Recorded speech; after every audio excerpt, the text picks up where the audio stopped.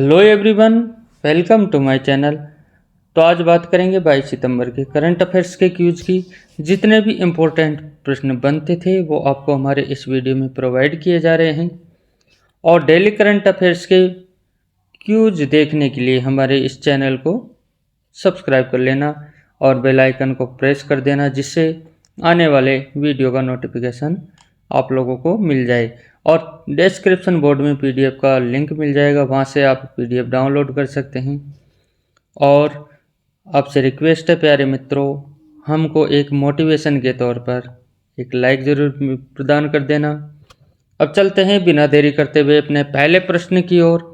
हाल ही में operation Green's योजना किस उद्देश्य के लिए शुरू की गई है? तो अपना राइट आंसर है ऑप्शन ए, खाद्य प्रसंस्करण उद्योग के लिए आधारभूत संरचना उपलब्ध कराना, इसलिए यह योजना शुरू की गई है। अपना राइट आंसर हो जाएगा प्यारे मित्रों ऑप्शन ए। इसी में चर्चा करते हैं।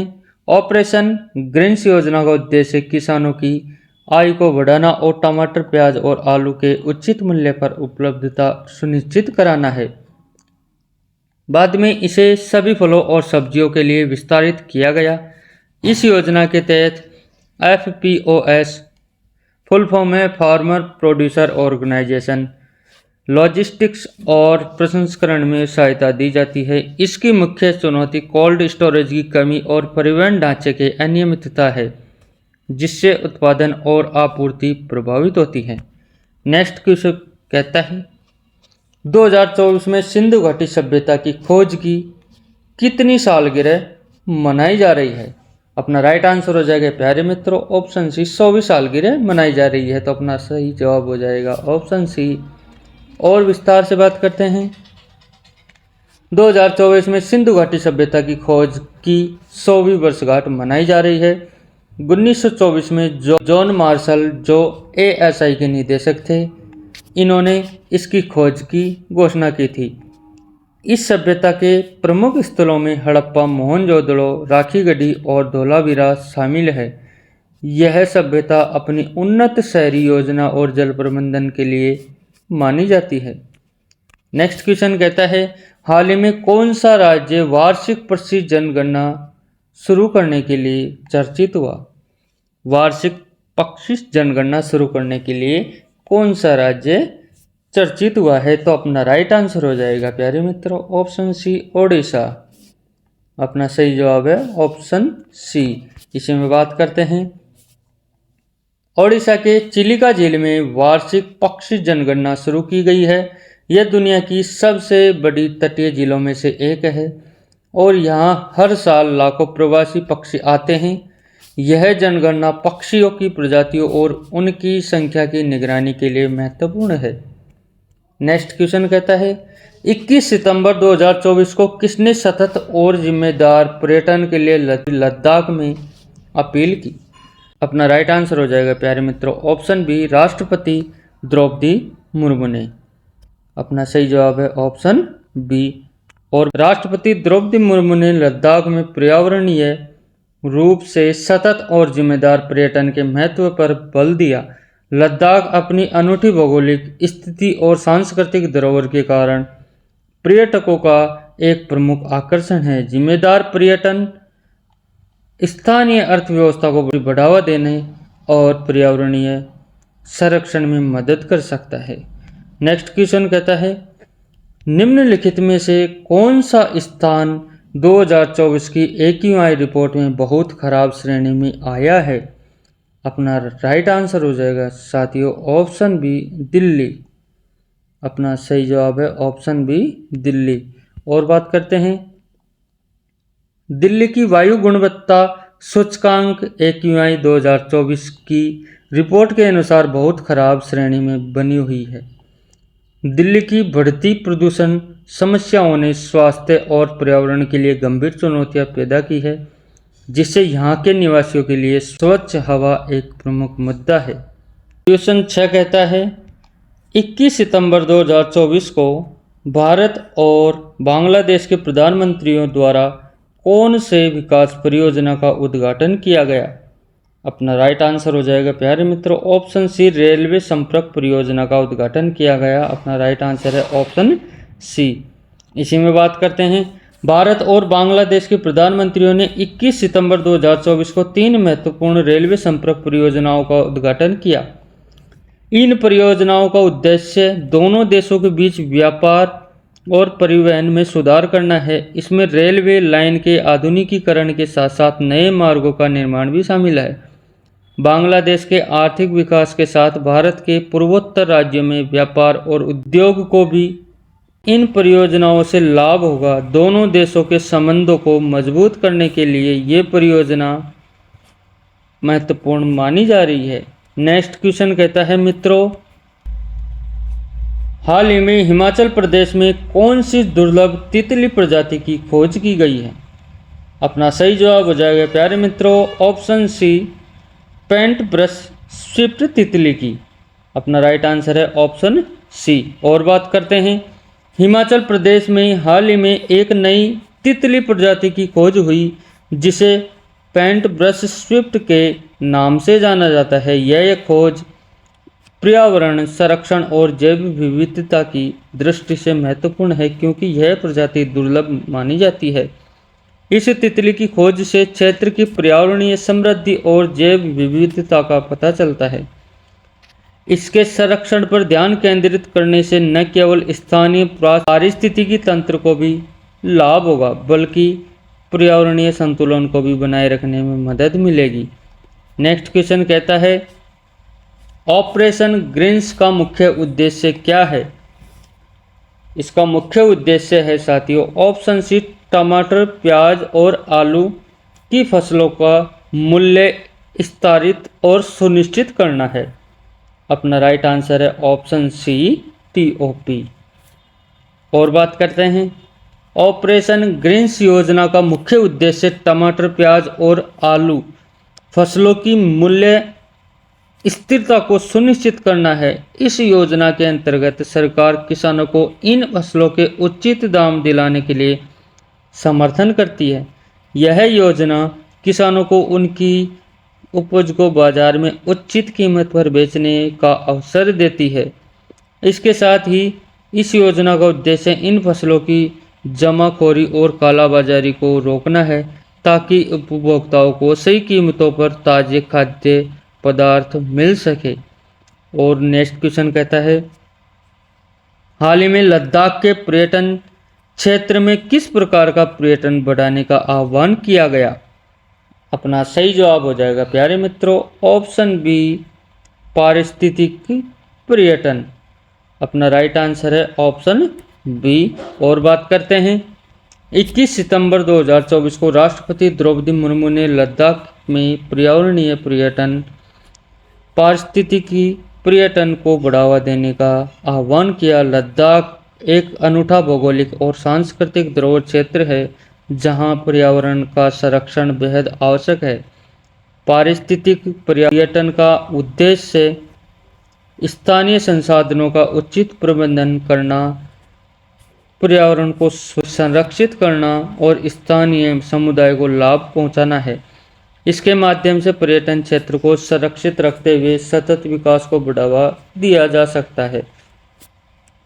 नेक्स्ट क्वेश्चन कहता है, 21 सितंबर 2024 को किस शहर में विश्व व्यापार संगठन WTO की बैठक आयोजित की गई? अपना राइट आंसर हो जाएगा साथियों ऑप्शन बी, जिनेवा। अपना राइट आंसर है ऑप्शन बी, जिनेवा। और बात करते हैं, 21 सितंबर 2024 को जिनेवा में विश्व व्यापार संगठन WTO की एक महत्वपूर्ण बैठक आयोजित की गई। इस बैठक में वैश्विक व्यापार नीति और देशों के बीच व्यापार में सुधार करने के लिए चर्चा की गई। WTO का मुख्यालय जिनेवा में स्थित है और यह संगठन विश्व भर के देशों के बीच व्यापार विवादों को सुलझाने और व्यापार नीति को बढ़ावा देने का काम करता है। इस बैठक में विशेष रूप से विकासशील देशों के लिए व्यापार समझौते और नए व्यापार नियमों पर ध्यान केंद्रित किया गया। WTO की यह बैठक अंतर्राष्ट्रीय व्यापारिक रिश्तों को और अधिक सुगम बनाने के लिए उद्देश्य से आयोजित की गई। नेक्स्ट क्वेश्चन कहता है, हाल ही में 2024 में भारत का कौन सा राज्य खेलो इंडिया यूथ गेम्स की मेज़बानी करेगा?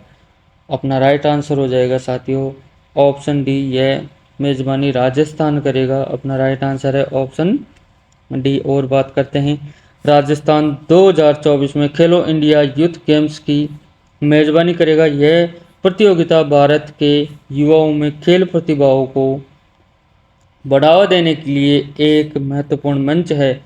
खेलो इंडिया कार्यक्रम की शुरुआत 2008 में हुई थी और इसका उद्देश्य देश में खेलों को बढ़ावा देना और युवा खिलाड़ियों की खोज करना है।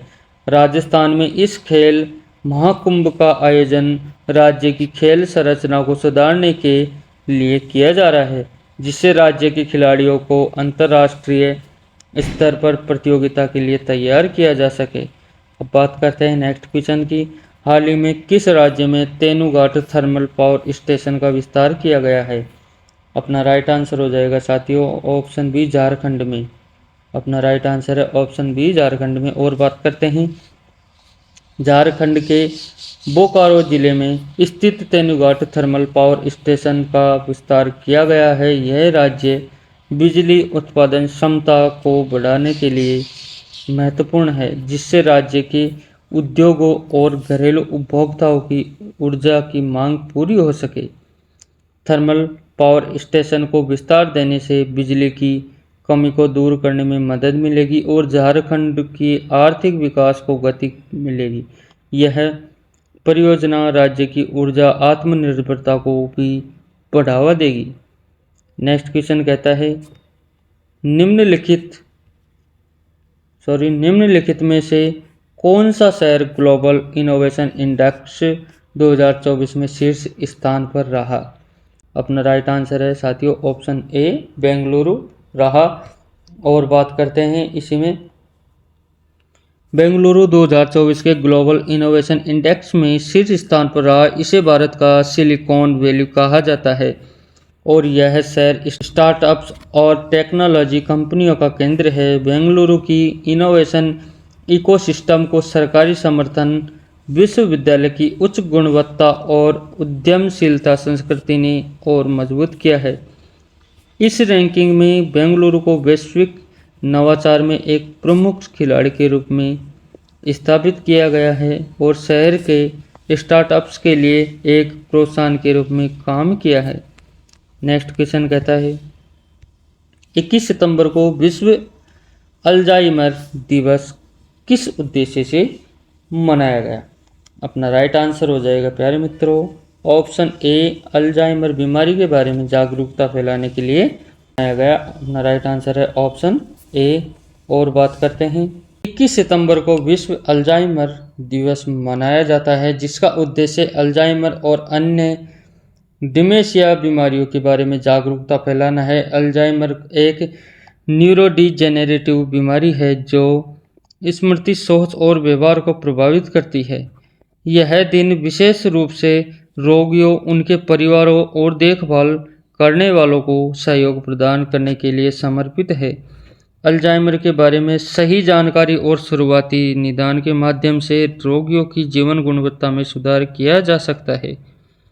नेक्स्ट क्वेश्चन कहता है, हाल ही में किस राज्य में स्वास्थ्य मेला 2024 का आयोजन किया गया है? अपना राइट आंसर हो जाएगा साथियों ऑप्शन बी, उत्तर प्रदेश में स्वास्थ्य मेला 2024 का आयोजन किया जा रहा है। और इसी में चर्चा करते हैं, उत्तर प्रदेश में हाल ही में स्वास्थ्य मेला 2024 का आयोजन किया गया, जिसका उद्देश्य राज्य में स्वास्थ्य सेवाओं को सुधारना और नागरिकों को बेहतर चिकित्सा सेवाएं उपलब्ध कराना है। इस मेले में कई मुफ्त स्वास्थ्य जांच, दवाइयाँ और चिकित्सा परामर्श प्रदान किए गए।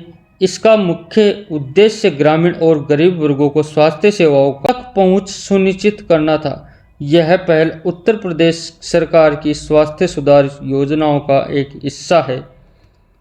नेक्स्ट क्वेश्चन कहता है मित्रों, हाल ही में किस राज्य ने एक राष्ट्र एक गैस ग्रिड योजना में महत्वपूर्ण योगदान दिया है?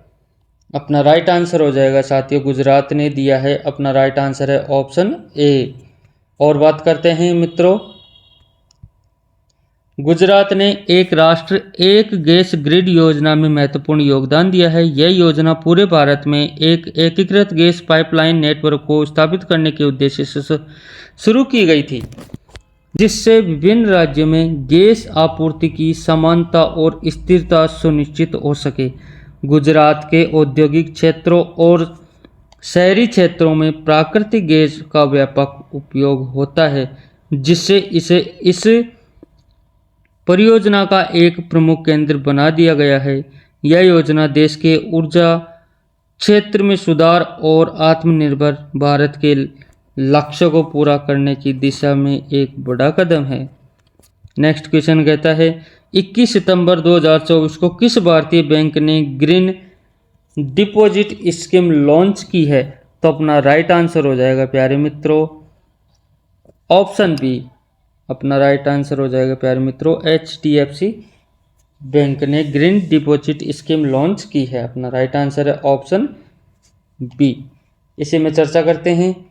HDFC बैंक ने 21 सितंबर 2024 को ग्रीन डिपॉजिट स्कीम लॉन्च की है। यह योजना विशेष रूप से पर्यावरण अनुकूलन परियोजनाओं के लिए निधि जुटाने के उद्देश्य से शुरू की गई है। बैंक इस जमा को नवीकरणीय ऊर्जा, जल संरक्षण और हरित परियोजनाओं में निवेश करेगा। इससे उन निवेशकों को लाभ मिलेगा जो अपने धन को पर्यावरणीय स्थिरता से जुड़ी परियोजना में लगाना चाहते हैं। यह योजना सतत विकास लक्ष्य को पूरा करने और जलवायु परिवर्तन के मुद्दों से निपटने के लिए एक सकारात्मक कदम है। नेक्स्ट क्वेश्चन कहता है प्यारे मित्रों 2024 में भारतीय स्टेट बैंक ने किस राज्य में पहली बार डिजिटल बैंकिंग इकाई स्थापित की है? अपना राइट आंसर हो जाएगा मित्रों तमिलनाडु ने की है। अपना राइट आंसर है ऑप्शन बी। और गहराई से बात करते हैं। भारतीय स्टेट बैंक ने 2024 में महाराष्ट्र में पहली बार डिजिटल बैंकिंग इकाई स्थापित की है। यह इकाई राज्य के छोटे शहरों और ग्रामीण इलाकों में डिजिटल बैंकिंग सेवाओं को सुलभ बनाने के लिए एक महत्वपूर्ण कदम है। डिजिटल बैंकिंग इकाइयों का उद्देश्य बैंकों की सेवाओं को आसान और तेज बनाना है, विशेषकर उन क्षेत्रों में जहां पारंपरिक बैंकिंग सुविधाओं की कमी है। इस योजना के तहत नागरिक ऑनलाइन बैंकिंग, मोबाइल बैंकिंग और डिजिटल लेन देन का लाभ उठा सकते हैं। नेक्स्ट क्वेश्चन कहता है किस राज्य ने 2024 में आधार आधारित डिजिटल आईडी प्रणाली लागू करने की घोषणा की है?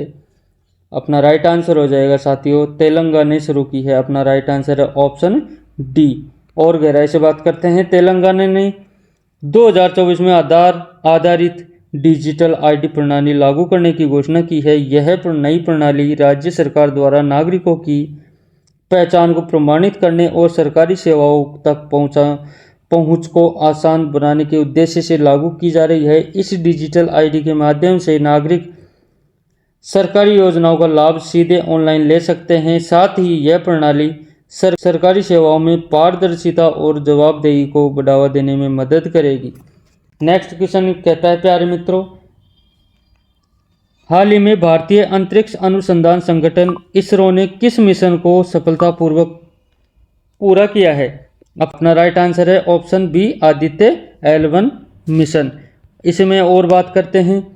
भारतीय अंतरिक्ष अनुसंधान इसरो ने हाल ही में आदित्य L1 मिशन को सफलतापूर्वक पूरा किया है। यह मिशन सूर्य का अध्ययन करने के लिए भारत का पहला समर्पित सौर मिशन है। आदित्य L1 सूर्य की बाहरी परतों का अध्ययन करेगा और सूर्य से आने वाले सौर विकिरणों और कणों के प्रभाव को समझने में मदद करेगा।